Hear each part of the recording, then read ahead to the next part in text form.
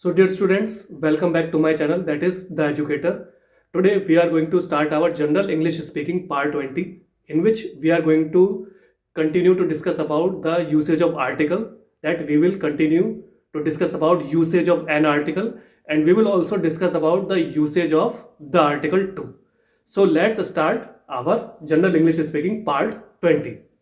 So students, today we are going to start our general English speaking part 20.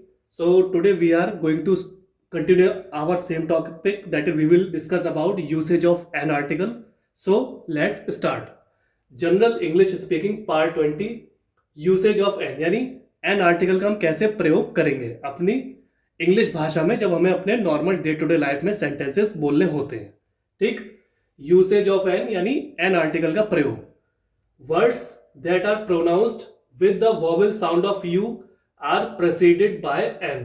ऐसे शब्द जिनका उच्चारण जब हम vowel sound यानी U के साथ करते हैं तो वो N के साथ precede किए जाते हैं. ठीक है, words that are pronounced with the vowel sound of U are preceded by N. ऐसे शब्द जिनका उच्चारण जब हम vowel sound U के साथ करते हैं तो वो precede करते हैं एन आर्टिकल के साथ. ठीक है, example an umbrella, an uncle. So here you can see an umbrella means एक छाता या एक छतरी. So here we will not use a, we will use an. An umbrella means एक छाता या एक छतरी. Similarly a uncle means to we denote another person with uncle. So we will not use as a uncle, we will normally denote as an uncle means another person whom we are talking, or the person who is elder and senior to us. So we normally say an uncle. Words that are pronounced with consonant sound of U are preceded by A. So ऐसे शब्द जिनका उच्चारण consonant sound you के साथ होता है तो हम उसको ए के साथ प्रिसीड करते हैं. ठीक है, words that are pronounced with consonant sound of U are preceded by a. शब्द जिनका उच्चारण जब हम कॉन्सोनेंट साउंड यू के साथ करते हैं तो वो ए आर्टिकल के साथ प्रोसीड करते हैं. ठीक है, example a university, a union, a uniform. So here you can see a university means एक विश्वविद्यालय. So we won't say that university an university. तो university is normally a single university, तो we will denote it as a university यानी एक विश्वविद्यालय. A union मतलब लोगों का समूह जो हमारी बात रखता है दूसरे के सामने, तो वो यूनियन होता है. यूनियन आपकी कंपनी में होती है, बड़ी बड़ी जगह यूनियन होती है जहां पे अपनी बात हम रखते हैं, जो सरकार तक हमारी बात पहुंचाती है. ठीक है, ए यूनियन मतलब एक लोगों का समूह. सो हम यहाँ पे यूज करेंगे A union.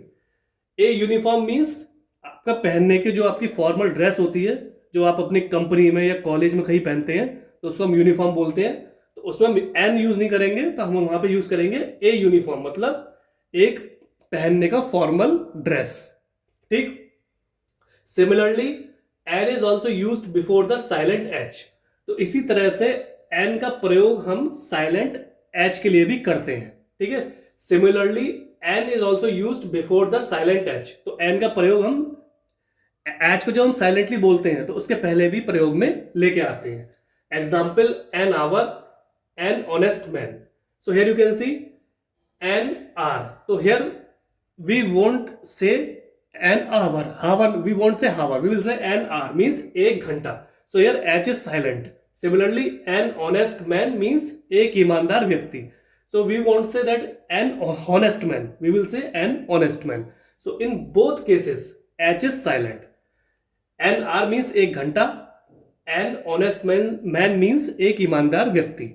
Similarly, however, when H is aspirated, A is used. तो यद्यपि जब H आपका एस्पिरेटेड होता है तो उसकी जगह हम ए आर्टिकल का प्रयोग करते हैं. However when H is aspirated, A is used. जब आपका H एस्पिरेटेड होता है तो हम ए आर्टिकल का प्रयोग करते हैं. Example a house and not an house. So here you can see example a house मतलब एक मकान. तो we won't say that an house, we will say a house मतलब एक पर्टिकुलर मकान. And not an house, so we won't say that, we will not use an here. So and not an house मतलब उसकी जगह हम N का प्रयोग नहीं करेंगे, तो हम यूज करेंगे ए हाउस मतलब एक मकान. It is also used before short forms beginning with FEHLMNRSX alphabets. ठीक है, इसी प्रकार हम इसको प्रयोग में लाते हैं जो शॉर्ट फॉर्म होती है उसके पहले जिनकी शुरुआत FEHLMNRSX अल्फाबेट से होती है.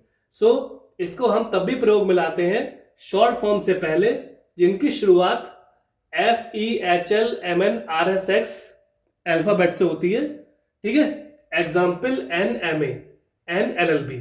So you can see we won't say that AMA or ALLB. We will normally say NMA means Master of Arts. So we will say NMA or NLLB मतलब NLLB.